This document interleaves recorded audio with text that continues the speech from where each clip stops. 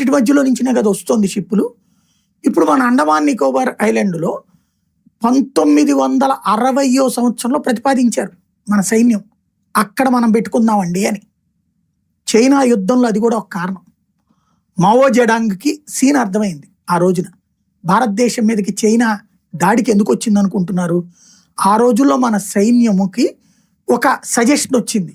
మన సైన్యం అక్కడ పెడదామనుకుంది స్థావరం, అండమాన్ నికోబార్ ఐలాండ్. అక్కడ పెడితే మనల్ని దాటుకుంటూ వెళ్ళాలి చైనా షిప్స్ అన్ని కూడా.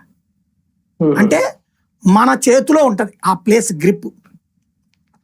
ఆ గ్రిప్ మనం తెచ్చుకుంటానికి మన సైన్యం ఎప్పుడైతే వ్యూహాత్మకంగా అడుగులు వేస్తుందో అప్పుడు కావాలనినే మన దేశం మీదకి దాడి చేశాడు. వాస్తవంగా భారత్ చీనీ బాయి బాయి అని నినాదాలు చేసినోడు జవహర్లాల్ నెహ్రూ. అలాంటి జవహర్లాల్ నెహ్రూని పక్కన పెట్టి 35,000 ఎకరాలు ఆక్రమించుకుంది చైనా. ప్లస్ మనతో యుద్ధానికి వచ్చింది, మనల్ని సర్వనాశనం చేసింది ఆ రోజున. చివరికి ఆ మానసికవేత్తతోనే ఆయన చనిపోయాడు. అంటే చైనా వాడు అంత జాగ్రత్తగా ఆలోచించి అండమాన్ నికోబార్ ఐలాండ్లో మనల్ని ఆ రోజు నుంచి పెట్టనీయకుండానే చూశాడు. వాడికి సోరోస్ అండ్ ఉంటుంది. చైనా సోరోస్ ఒకటే. చైనా వాడు ఇదే అమెరికాలో సోరోస్ అనేవాడు చైనా భావజాలంతో అమెరికాలో నడిచే పెట్టుబడిదారు అనమాట. అతను పెద్ద షావుకారు అనమాట.